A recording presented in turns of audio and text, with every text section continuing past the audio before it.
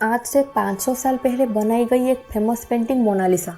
आखिर ऐसे क्या राज छिपे हैं इस पेंटिंग में जो इसे दुनिया की सबसे रहस्यमयी और सबसे कीमती पेंटिंग बनाती है। ये पेंटिंग कितनी खास है, अगर इसका आइडिया आपको नहीं है तो आप बस एक बार इसकी कीमत सुन ले। इस पेंटिंग का वर्तमान मूल्य करीब 860 मिलियन डॉलर है, जो भारतीय मुद्रा में 7000 करोड़ से भी ज़्यादा है। इस पेंटिंग को ऐसे बनाया गया है कि आप इसे किसी भी एंगल से देखोगे तो आपको लगेगा कि आप मोनालिसा को नहीं बल्कि मोनालिसा आपको देख रही है। मोनालिसा की रहस्यमयी मुस्कान के लिए लोग इस कदर दीवाने हैं कि रोज इस पेंटिंग के पास से हजारों संख्या में फ्लावर्स और लव लेटर्स मिलते हैं। इसके अलावा इस पेंटिंग में ऐसे कई रहस्यमय संदेश और सीक्रेट कोड्स भी छिपे हुए हैं जिन्हें आज तक कोई नहीं समझ पाया।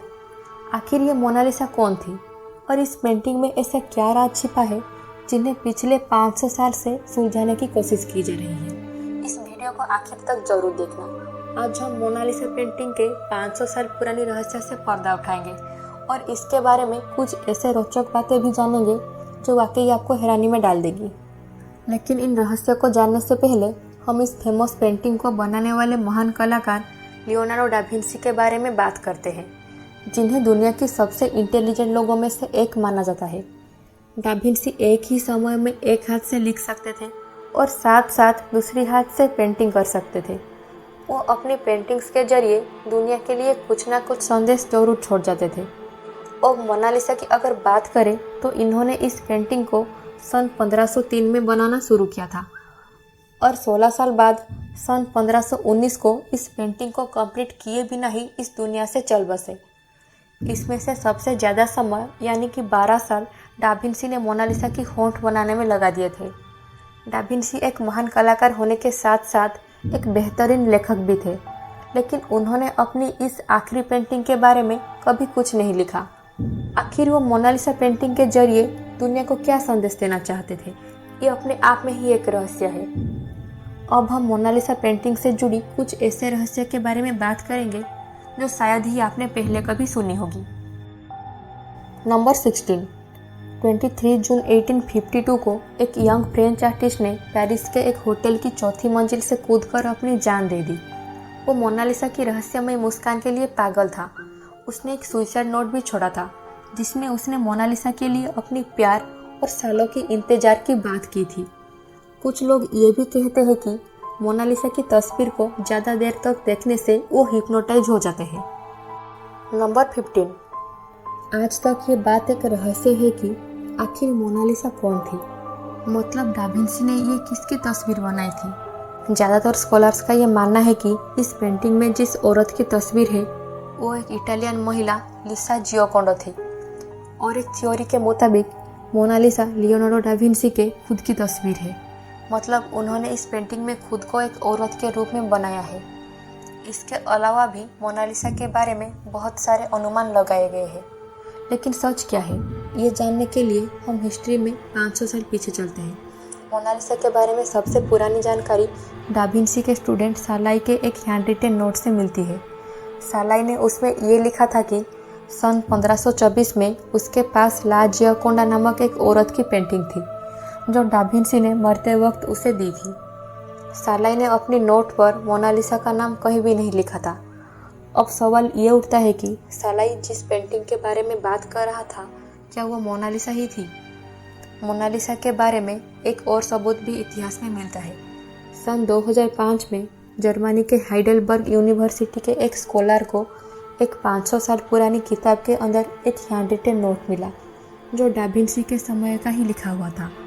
उसमें ये लिखा हुआ था कि लियोनार्डो डा विंसी सन 1503 में मैडम लिसा जियोकोंडो की पेंटिंग बना रहे थे। तो अब तो आपको ये पता चल चुका होगा कि असल में मोनालिसा कौन थी। नंबर 14।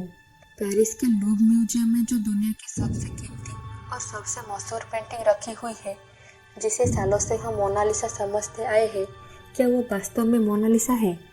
पास्कल कोट, जो एक फ्रेंच साइंटिस्ट है, उन्होंने 10 साल मोनालिसा पेंटिंग के ऊपर रिसर्च करने के बाद ये पाया कि इस पेंटिंग के नीचे एक और औरत की पेंटिंग छिपी हुई है जो मोनालिसा से काफ़ी अलग दिखती है और ना ही मोनालिसा की तरह उसके चेहरे पर मुस्कान है। बहुत से एक्सपर्ट्स ये मानते हैं कि शायद डाविंसी ने मोनालिसा की 2 पेंटिंग्स बनाए थे। लेकिन अब सवाल ये है कि अगर ये दोनों पेंटिंग्स मोनालिसा की हैं तो इन दोनों के चेहरे एक दूसरे से इतना अलग कैसे हैं?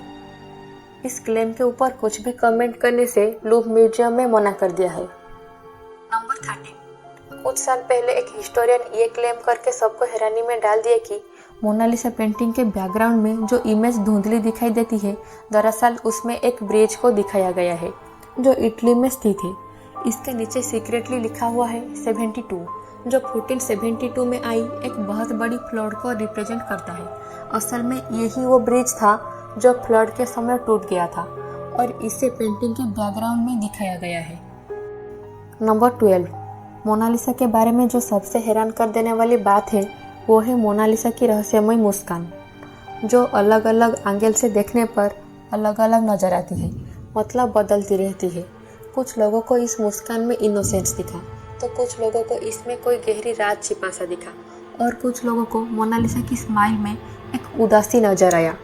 कुछ साल पहले एक डॉक्टर ने यह बता के सबको परेशानी में डाल दिया कि मोनालिसा की रहस्यमय मुस्कान का राज है उसकी ऊपरी 2 दांतों का टूटा होना, और इसी वजह से मोनालिसा की होंठ थोड़ा दबा हुआ है।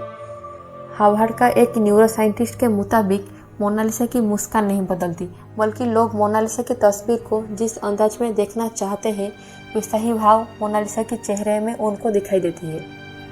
नंबर 11। मोनालिसा पेंटिंग की पॉपुलैरिटी आप इस बात से लगा सकते हैं कि जब 1963 में 2 महीने के लिए इस पेंटिंग को यूएस के म्यूजियम में दिखाने के लिए उसे यूएस लाया गया, तब वहाँ इतनी ज़्यादा संख्या में लोगों की भीड़ थी कि मोनालिसा की एक झलक पाने के लिए 2 घंटे तक लाइन में खड़ा होना पड़ता था, और वो पेंटिंग को देखने के लिए सिर्फ 20 सेकंड का समय ही देते थे। नंबर 10। दुनिया में बहुत कम लोग ये जानते हैं कि मोनालिसा की एक जुड़वा पेंटिंग भी है, जिसे डाविंसी के एक स्टूडेंट फ्रांसिस्को मेल्जी ने बनाया था, जो आज मैड्रिड के डेल प्राडो म्यूजियम में रखा हुआ है। किसी ने मोनालिसा की एक न्यूड वर्जन पेंटिंग भी बनाया था, जिसका नाम था मोना भाना। उस तस्वीर के हाथ और बॉडी की पोजीशन बिल्कुल मोनालिसा जैसी है। मोना भाना की पेंटिंग आज पेरिस के कोंडे म्यूजियम में रखा गया है। नंबर 9। मोनालिसा पेंटिंग को नुकसान पहुंचाने के लिए इस पर कई बार अटैक हो चुका है। 1956 में एक बोलिवियन टूरिस्ट ने इस पर पत्थर फेंक के मारा था, जिसकी वजह से मोनालिसा के बाएं कोहनी पर एक छोटा सा निशान आ गया था। इससे पहले किसी ने इस पेंटिंग के ऊपर एसिड फेंका था, इसीलिए मोनालिसा पेंटिंग की सुरक्षा को नज़र में रखते हुए इसे 1960 में एक बुलेट प्रूफ ग्लास में रख दिया गया। इस रूम को बनाने में 50 करोड़ का खर्च आया था। इसके बाद भी इस पेंटिंग पर कई बार हमला हो चुका है। आपको ये भी बता दें कि हर साल इस पेंटिंग की सिक्योरिटी पर 60 लाख खर्चा किया जाता है। नंबर 8। इटालियन भाषा में मोना का मतलब होता है मैडम और माई लेडी। मोनालिसा का नाम कभी मोनालिसा था ही नहीं, मतलब इस पेंटिंग में ये जो औरत दिखे ही है इसका असली नाम था लिसा, और इटालियन भाषा में मोनालिसा का मतलब है मैडम लिसा। नंबर 7। बहुत से लोगों के मन में ये सवाल आता है कि अगर डाविंसी इटली के रहने वाले थे तो उनकी ये फेमस पेंटिंग आज इटली के बजाय फ्रांस कैसे चली गई।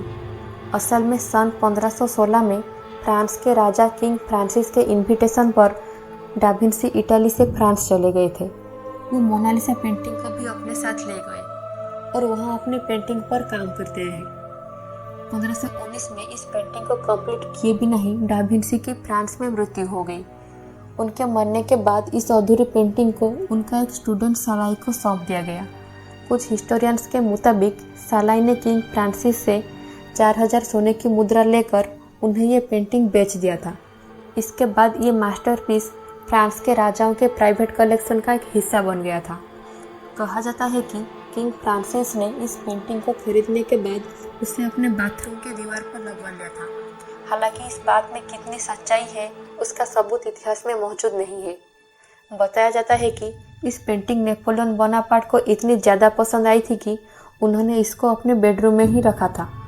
फ्रेंच रिवॉल्यूशन ख़त्म होने के बाद सन 1804 में इस पेंटिंग को फाइनली पेरिस के लूव्र म्यूजियम में रख दिया गया। और तब से लेकर आज तक मोनालिसा की पेंटिंग उसी म्यूजियम पर रखी हुई है। फ्रेंच हेरिटेज लॉ के अनुसार इसे बेचा और खरीदा नहीं जा सकता, क्योंकि इस पेंटिंग को पब्लिक के देखने के लिए वहाँ पर रखा गया है। नंबर 6, ये पेंटिंग सन 1911 में पेरिस के लूव्र म्यूजियम से एक बार चोरी हो चुकी है। दुनिया के सबसे बड़ी म्यूजियम से दुनिया की सबसे मशहूर पेंटिंग को चुरा लेना एक हैरान कर देने वाली बात थी।